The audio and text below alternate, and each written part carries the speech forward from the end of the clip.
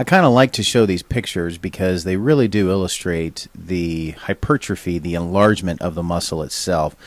And if you look over here on the B picture, I guess I could have flipped these and put them the other way. If you look on the B picture here, look at the right ventricle. This is all the right ventricle right here. Now this doesn't look like that it's actually decreased in size at all, but look at all of this trabeculae down here. Look at all of that compared to picture A over here. Much smaller ventricle. The right ventricle is actually a low pressure pump because it's only pumping to your lungs. So it doesn't need a whole bunch of tissue down here to really force that blood through into the lungs itself. This is what I really like though. Look at the picture B over here and look at the left ventricle. Here's our left ventricle, and there's the capacity of our left ventricle. The muscle itself isn't too thick or anything. But if you come over here, this is now a hypertrophied left ventricle. The capacity it has decreased significantly, and look at the size of the muscle here. This is huge. So you can imagine going from a nice muscle over here in the left ventricle to this huge thing right here. This is definitely going to cause some problems with the rest of the body as well, with circulation of blood, delivery of nutrients, oxygenation. All kinds of problems are going to develop. First, we're going to talk about right ventricular hypertrophy. When we talk about right ventricular hypertrophy, what we're actually looking for is enlargement of the right ventricle, basically. And what we're going to see on the 12 lead is we're actually going to look in V1 and V2. And what we're going to look for is, they call it a larger R wave, but it's actually you want to look for a taller R wave in V1 or V2 than an S wave. In this case, the V1 and V2 are pointed up primarily, the QRSs. If you remember in V1 and V2, you should have a nice cute little P wave with a huge negative deflection of the QRS complex, and this should be in V1, 1, and V2. It's supposed to be a comma. Anyway, in V1 and V2, that's what you're supposed to look like, but instead you have this, which tells me that there is some right ventricular hypertrophy going on.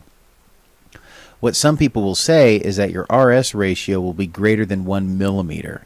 And I'm just briefly going to touch on this just in case you hear something about an RS ratio in the future. That way you have some familiarity with it. When we talk about an RS ratio, what I'm actually talking about is what is the R wave in millimeters compared to the S wave in millimeters.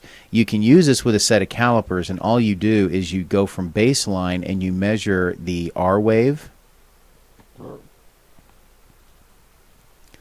and then you flip it over and then you measure the S wave. And in this case, as you can see, the QRS complex, or I'm sorry, the calipers exceeded the S wave, which automatically tells me that the R wave is bigger. So if you were to do something like that, if the R wave boxes are more than the S wave boxes, then what that means is your R to S ratio is R is greater than S, because your R wave boxes went past your S wave boxes. This is considered abnormal. On the other hand, if the R wave boxes are less than the S wave boxes, your RS ratio is that your R is less than S. This is considered normal because your R and your S goes way beyond your R wave. Now, your criteria for right ventricular hypertrophy, you should have more than one, but not all people use more than one. First of all, your RS ratio has to be greater than 1 millimeter, or you just have to have a positive RS ratio in V1 or V2. In other words, your R has to exceed your S wave. Some other criteria that you should have, which is supporting criteria, is there should also be a right atrial enlargement. That would definitely confirm that you have a right ventricular hypertrophy.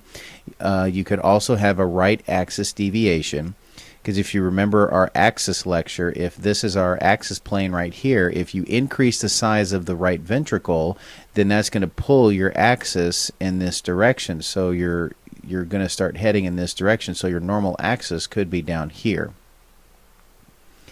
And of course you could have a strain pattern.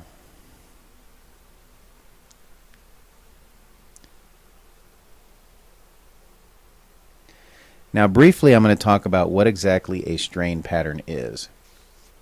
When we talk about a strain pattern, what we're actually talking about is what does the ST segment look like from the J point into the T wave. If you look down here, this is your J point right here, and your ST segment is actually curving, or what they will sometimes say frowning. Your J point is frowning. Now this is in V1 or V2, and you have this curving down just like that. That is actually considered a strain pattern. We'll talk a lot more about strain patterns here in a little bit. If you do have right ventricular hypertrophy, there is some exclusionary criteria. Now what I mean by exclusionary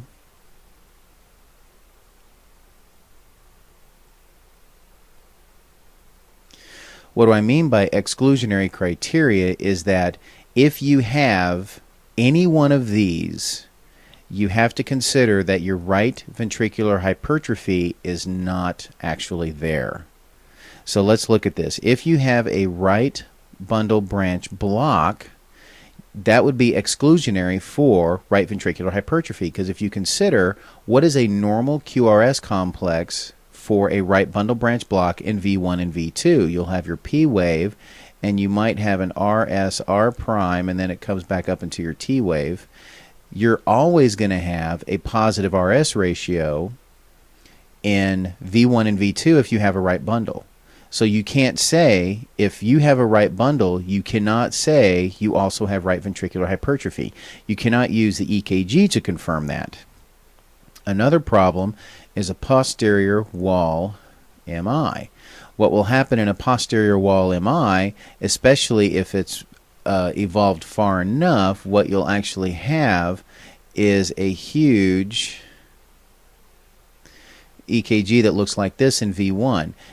This is something that we'll talk more in our ischemia and infarction lecture, but a lot of times in a posterior wall MI, you end up having a positive RS ratio. So once again, you cannot say that you have right ventricular hypertrophy in the presence of posterior wall MI. The third thing is young children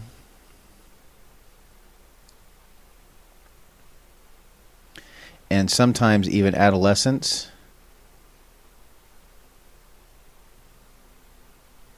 Sometimes they will actually have the same thing. They'll also have a positive RS ratio.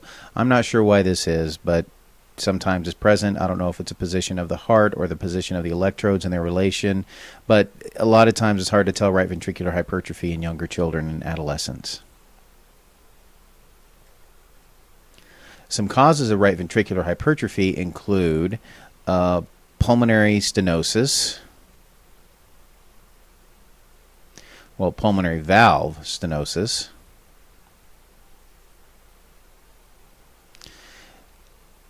atrial septal defects, and something else called tetralogy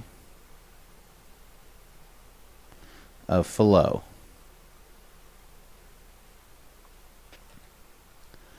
Let's look at a 12 lead real quick here and try to determine right ventricular hypertrophy. So first we're going to look at is the general impression, and we're actually going to say it looks good. Now we're going to look for our calibration, and we're going to look at our calibration markers way over here off to the right. So our calibration is standard. Let's do our rhythm interpretation. For our rhythm interpretation, we're going to look down here in lead 2, and we have a lead 2, so we can look here, and it looks like a sinus rhythm. At what rate? 300, 150, 175, 60. So we'll say estimated sinus rhythm at 60 beats per minute. R wave progression through the precordial leads is actually a poor R wave progression. If you look up here in the precordial leads, you will see that this is primarily positive. This looks like it's biphasic. This positive, positive, positive, and positive. So there's pretty much an absent R-wave progression, but we'll call it a poor R-wave progression for now. For your axis, we want to look at leads 1. 1 seems to be pointing down. F seems to be pointed up. Right together, left apart. We do have a right axis deviation. Bundle branch blocks. Well, everything looks like it's narrow, so we don't have to worry about a bundle branch block. How about a fascicular block? We can start off with a right axis deviation, might mean that we have a posterior fascicular block. So we come up here, do we have an R1 and a Q3? We actually do have an R1 and a Q3. So we have an R wave here and a Q wave down here, so we could probably say that this person has a left posterior fascicular block.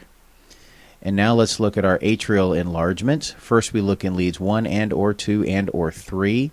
While this up here in lead 1 looks like it's humped, it's not really wide enough to determine that this person has a left atrial enlargement. These P waves here don't look like they're tall enough to meet right atrial enlargement. And if we look over here in lead 1, kind of tough to, or I'm sorry, V1, it's kind of tough to tell if that is any kind of atrial enlargement. Maybe in lead 2, I'm sorry, V2, that might actually be a confirming right atrial enlargement. Kind of tough to tell though, so let's go ahead and just say no atrial enlargement. Ventricular, since I do have a positive RS ratio up here, as you can see in V1, my R wave is bigger than my S wave, then I'm going to say that there is right ventricular hypertrophy. Whoops, this was being H. So let's go ahead and finish this up then, the 12-lead interpretation. So we have a sinus rhythm at 60 beats a minute with poor R-wave progression, right axis deviation, a left posterior fascicular block with right ventricular hypertrophy. In a left ventricular hypertrophy, first of all, it's very commonly abbreviated as a LVH. It's a very common abbreviation for that. The normal axis of the heart is actually shifted to the left. So if you have your hexaxial reference plane here, your axis chart just like this, down here is going to be your normal. There's your left, there's your right. So what will happen is the axis will actually shift up this way towards the left area. A lot of times there is a deep S wave in V1 and V2, which means that you'll have a P wave and it'll be a very deep S wave that will come down and back into the T wave. Tall R waves in V5 and V6. So what will happen in V5 and V6, you'll have a very tall R wave and then it'll come back down into your T wave like that. And you could even have tall R waves in AVL in the hexaxial leads. There are two primary problems that cause left ventricular hypertrophy. One of them is increased afterload. The other one is increased preload. Now, if you want to figure out which one of these or some of the causes of the increased afterload and preload, just consider forward and backward effects of increasing preload and increasing afterload.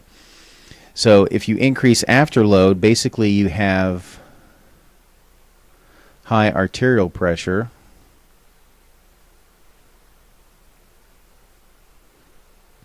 or aortic valvular stenosis,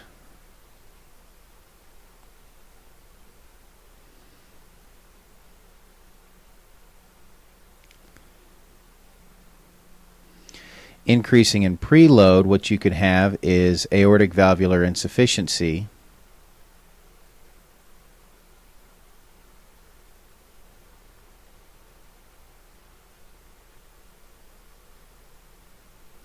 which basically means like a regurgitation of some kind. It's a type of regurgitation, so you can also say the aortic valve regurgitation.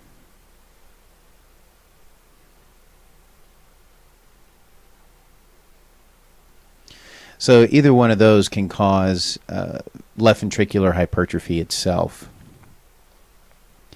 Well, let's talk about how you determine left ventricular hypertrophy. It's a little bit more complicated than everything else, but we'll walk through it step by step.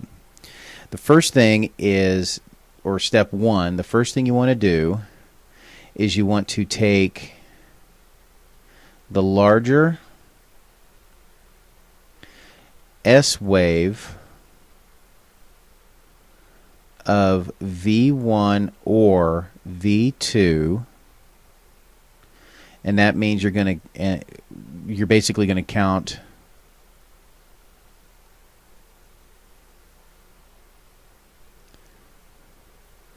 the number of negative deflection.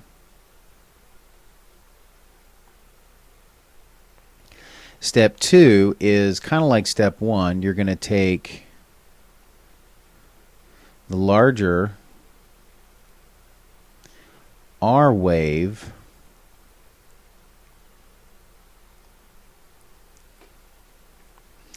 of V5 or V6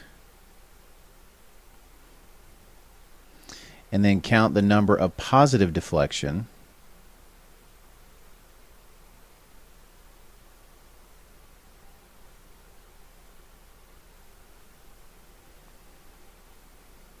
Now this is going to be in millimeters. This is also going to be in millimeters. And then what you're going to do is you're going to add the number of V1 or V2 deflection to the number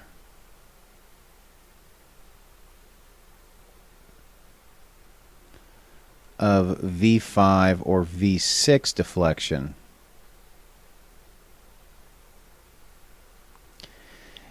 The result is if your total deflection is greater than or equal to 35 millimeters, then that means you have left ventricular hypertrophy. We're going to go over a 12 lead on this so you can kind of practice a little bit, so don't get too crazy if you see that this seems kind of complicated.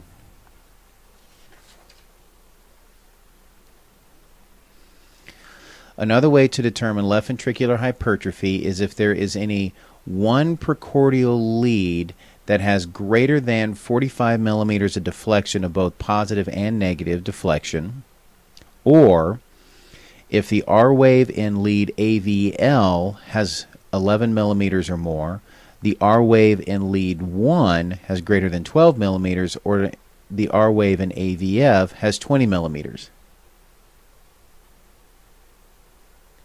Now, rather than go through any kind of rote memorization to try to remember this, there's a simple little thing you can use here. I just use life. The L is for the AVL lead, I is for the lead 1, F is for lead AVF, and I just added an E on there to make it life. And then I just remember 11, 12, and 20. So AVL has to be greater than 11 millimeters, I, or lead 1, has to be greater than 12 millimeters, and F needs to be greater than 20 millimeters. So life, 11, 12, and 20. And that way it will be hopefully easier for you to remember those three particular criteria.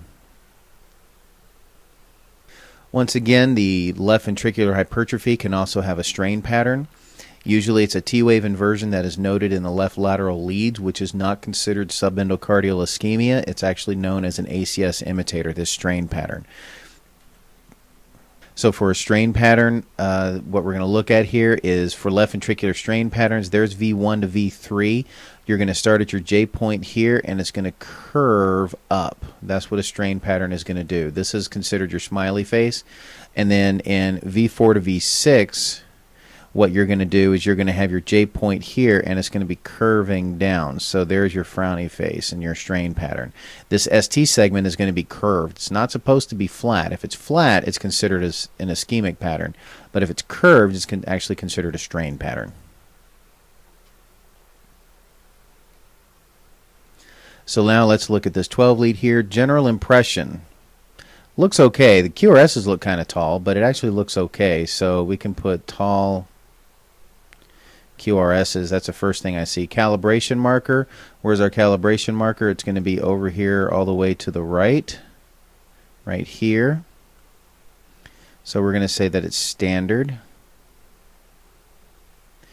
12 lead interpretation and rhythm interpretation. Let's start off with a rhythm interpretation. We do have lead 2 down here, so we can look, and it looks like that there's P waves are married to the QRSs, 300, 150, 175. So we'll say sinus rhythm at 85 beats per minute.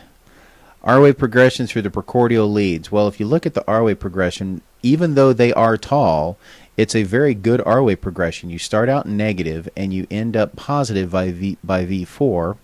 So we'll say that's a good R-wave progression. Axis deviation, we're going to look at leads 1 and AVF. So lead 1 is pointed up. AVF is also pointed up. So that means that we're going to have a normal axis deviation, or normal axis, because it's not deviated. Bundle branch and fascicular blocks. Well, there's no wide QRSs, so I'm going to say that there's no bundle branch block. We have a normal axis, so I'm going to say that there's no fascicular blocks. Atrial enlargement. First place we look is leads 1 and or 2 and or 3. It doesn't look like that there's any kind of problems here with your P waves in 1 and or 2 and or 3. So let's look over here in V1. It looks like V1 might have a terminal scooping going on right here. So I'm going to say that that is a left atrial enlargement in V1. Ventricular hypertrophies. Well, the first place we're going to look is V1. Do I have a positive RS ratio in V1? And the answer is no. So I do not have a right ventricular hypertrophy. But let's look for left ventricular hypertrophy. We're going to take the the deeper S wave of V1 or V2, and I'm going to go with V2 here. So it looks like it goes from here all the way up to about there. So that's going to be 5, 10, 15, 23. So that looks like a deep 23 millimeters. Now, which one between V5 and V6 looks taller? I'm going to say V5 probably looks a little bit taller. So we're going to start here. Oh, this starts right at baseline. That's easy. And we're going to go up 5, 10, 15, 20, 25 millimeters there. So let's add 23 and 25. And what do you get? 48. So we now have left ventricular hypertrophy in the precordial leads, which equals 48 millimeters. And anything over 35 is considered left ventricular hypertrophy. So let's finish the 12 lead interpretation. Sinus rhythm at 85 beats a minute. We have good, normal, none, none. Okay, with left axis, left atrial enlargement and left ventricular hypertrophy. Let's just finish talking about our strain patterns and ischemic patterns here, the difference between the two. If you look at the strain pattern versus an ischemic pattern, here's your J point, and it's curving up right here in your, looks like a V1 lead. And down here, this could be a lateral lead. This is your J point, and it's also curving here. Also notice that this thing right here shows that the T wave is asymmetric. Symmetry in T waves is always a bad thing. Now, this would be considered infarction. Notice your J point here is flat before it goes into your T wave. Same thing down there. There's your J point, and it's flat before it then goes into your T wave. And the T wave is symmetric. If you draw some lines like this and you draw a line down the middle, you can go, yep, that's pretty symmetric. So that's the difference between a strain pattern and an ischemic pattern. But let's look at a 12 lead real quick. We're not an actual 12 lead, but these are just the precordial leads of a 12 lead. This is considered a strain pattern. When you start at the J point and it's flattening, and it's curving. So here it's curving down. Here is your J point, and it curves down into your T wave. On the other hand, here's your J point. This is a flat ST segment. There's your J point. That is a flat ST segment. That tells me that this is more of an ischemic pattern on this side. This is side B. This is more of an ischemic pattern as to where side A is definitely more of a strain pattern. So let's go ahead and look at some 12 leads now. So general impression. First thing we want to know about this one is that it actually looks kind of slow. So we're going to say slow. Our calibration marker is right here, so we're going to say standard. Rhythm interpretation, it looks like that we have a very slow ventricular rate but a faster atrial rate. And those P waves do not look married to those QRSs. So I'm going to say that this is a third-degree heart block. R wave progression through the precordial leads, as you can see in V1, it is positive, V2 is positive, V3 is negative, negative, negative. So it's a poor R wave progression.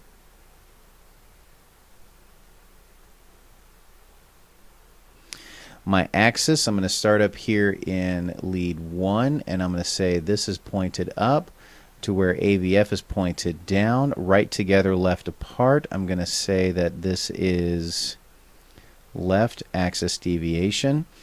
I have a wide QRS complex, so the first place I'm going to look is up here in V1. It looks like I have an RSR prime. So if I start at my J point and I go backwards, it's a possible right using the turn signal method. So I'm going to say that's an RSR prime. So I'm going to look over here in lead 1, and that looks like it's a small slurred S wave, not anything too crazy, but let's look over here in V5 and V6. That's a huge slurred S wave. That's a huge slurred S wave down there in V5 and V6. So I'm going to say this person has a right bundle branch block. Now I'm going to look up here in lead 1. Because I have a left axis deviation and a right bundle branch block, very commonly those are associated with left anterior fascicular blocks. That doesn't look like, because I need to have a Q1 R3. Do I have a Q wave in lead 1? It doesn't look like it. Do I have an R wave in lead 3? It doesn't look like it there. So I'm going to say that there is no fascicular block. Now let's look at my atrial enlargement. I'm going to look over here, and it doesn't look like that these P waves in 1 and or 2 and or 3, these P waves don't look like they're actually high enough to cause or to be considered right atrial enlargement, because they need to be greater than 2.5 millimeters in height. So let's look at V1 and see what we have over here. In V1, it looks like I don't have much of an upward deflection, but I do have a large downward deflection. So that's telling me that there is probably some left atrial enlargement. If we have anything, it's going to be a left atrial enlargement. How about a ventricular hypertrophy? Now, the first place we're going to look for ventricular enlargement or hypertrophy is in V1. Notice that I have a positive RS ratio, but there's an issue with this. This is not right ventricular hypertrophy because one of the exclusionary criteria is a right bundle branch block. Does this person have right ventricular hypertrophy? I don't know. I cannot use a 12 lead to determine RVH in the presence of a right bundle. So we can't use the right, so let's see if there's any kind of left ventricular hypertrophy. Well, in a left ventricular hypertrophy, you take the deeper S wave of V1 or V2, and there is no S wave. Well, there is a little bit in 1, but V1. And you take the tallest R wave of V5 and V6. So I can tell you that's probably going to be like 3 millimeters tops. So we're nowhere near it. So what we need to do now is we need to use our life. And remember, that's 11, 12, or 20. So let's look in AVL. Do I have more than 11 millimeters of deflection in AVL? It looks like I have 5, 10. There's 5, there's 10. It looks like I do, actually. If we start here, there's 5, 10, 11, 12, 13, and that goes up 1. So we do have LVH in AVL. Definitely don't have it in 1. Because that doesn't go up 12 millimeters, and definitely don't have an AVF because we have the left axis deviation. I can't even see an upward deflection at all, hardly at all here. So I'm going to say that there is left ventricular hypertrophy, specifically in AVL. So let's go ahead and finish interpreting the 12 lead here. So I have a third degree heart block with poor R wave progression, supposed to be a P, left axis deviation, right bundle branch block, left atrial enlargement with left ventricular hypertrophy. Second 12 lead here, let's look at the general impression. It actually looks pretty good. Calibration marker way over here. It's kind of hard to see, but it's way over there, so that's going to be a standard. Rhythm interpretation, we don't have a rhythm strip down at the bottom, but we can kind of use the rhythm down here. It looks to be a sinus rhythm, right? 300, 150, 100, maybe a sinus tach with a PVC right here.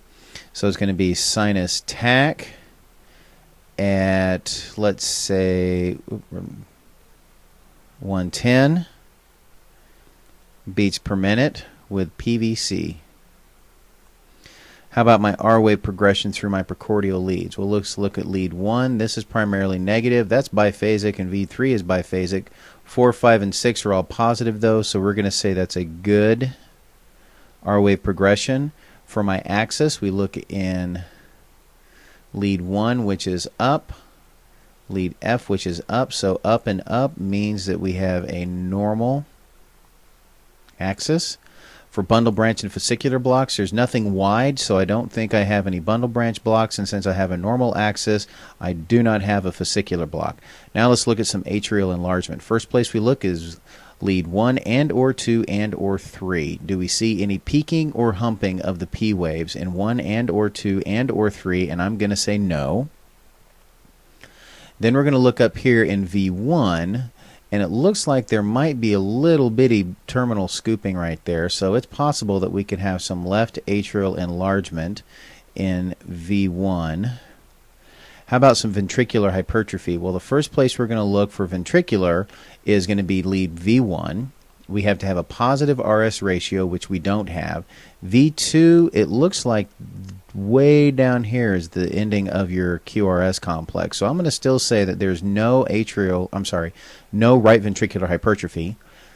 Let's look at the left ventricular hypertrophy. So we're going to take the deeper of V1 or V2, and it looks like V2 wins that one. We're going to say that is 5, 10, 15, 22. So that's 22 millimeters down. Between V5 and V6, I'm going to say V5. So we're going to start here at baseline and go up to here. That should be pretty easy. 5, 10, 15, 20. So we do have left ventricular hypertrophy in the precordial leads, which equals 42 millimeters. So we have a sinus tach at 110 beats a minute with a PVC with left atrial enlargement and left ventricular hypertrophy. General impression is it actually looks maybe a little fast. It looks, but you do see some baseline artifact. So it looks a little fast. Calibration, we're going to use our calibration marker right here. So that's going to be standard.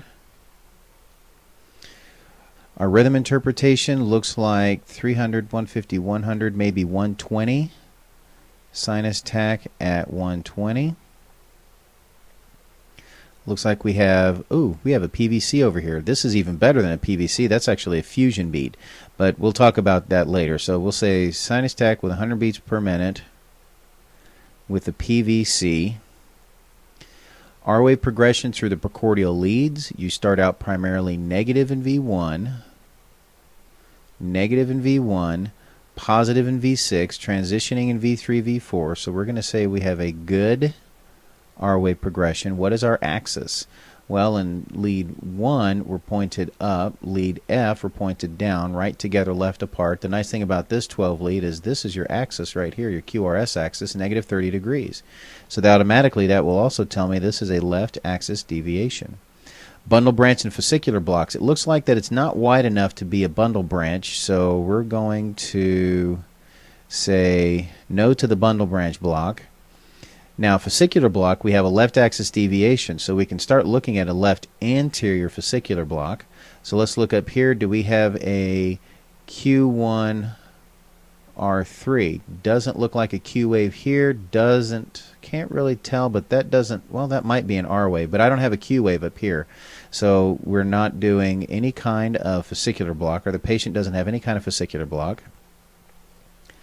Atrial enlargement, it almost looks like this person might have a right atrial enlargement, because if you start here at baseline, it is 3 millimeters tall, and it's a little peaked, but it's definitely tall enough to be a right atrial enlargement. Let's look up here in V1 to confirm it. Well, we can't really confirm it in V1 because that might be a P wave, but I'm having trouble telling because there's a lot of baseline artifact there. So we'll say that there is right atrial enlargement in lead 2.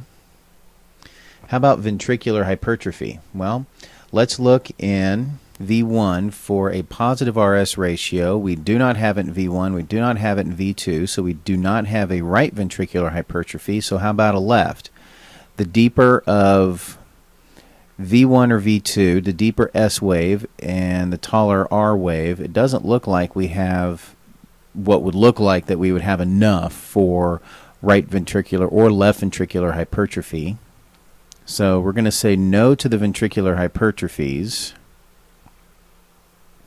How would we finish this? We have sinus tach at 120 beats a minute with a PVC, left axis deviation, and a right atrial enlargement. Last 12 lead here, we're going to look at this. General impression, looks wide and slow. Wide is what it looks like. Calibration, we're going to use our calibration marker over here, so we're going to say standard. Rhythm interpretation, we're going to look down here. This looks like to be a sinus rhythm with bigeminal PVCs.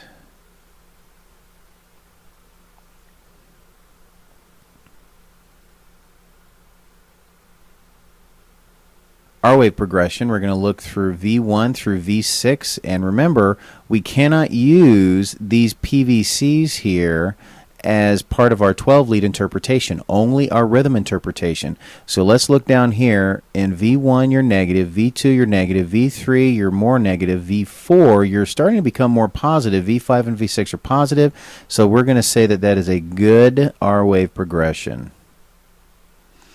Your axis, where are we going to look? Leads 1 and AVF. Remember, you can't use your 12-lead interpretation with the PVCs, so that's pointed up. Lead AVF is pointed up, so we're going to say that this is a normal axis. Bundle branch and fascicular blocks. Well, these normal ones here are normal. These are PVCs. That might look like a left bundle, but that's actually PVC stuff there. So what we're going to look at is a no bundle branch blocks. Since we don't have any bundle branch blocks and we have a normal axis, we're going to say there's no fascicular blocks. Now let's look for atrial enlargement. If we look in lead 2, that might be one right there, but let's confirm it with the criteria. Does the P wave, is it greater than or equal to 0.12 second? And yes, it is. Are the humps greater than or equal to 0.04 second? And yes, they are. So technically, in lead 2, we have left atrial enlargement in lead 2. Now, can we confirm this in V1? It might be kind of tough because that might be a P wave there, but then it looks like it might get cut off. So let's go ahead and just say, yes, we confirm it in lead 2, left atrial enlargement. Now, ventricular hypertrophies, first we look in V1. Do you have a positive RS ratio in V1? You do not. Now you look at the deepest S wave or the tallest R wave in V5 or V6, and we don't have that, so we don't have any kind of right or left ventricular hypertrophy. So how would we finish interpreting this? Sinus rhythm at with bigeminal PVCs and left atrial enlargement. I hope you were able to follow this presentation. If you do have any questions at all, please feel free to contact your lecture instructor.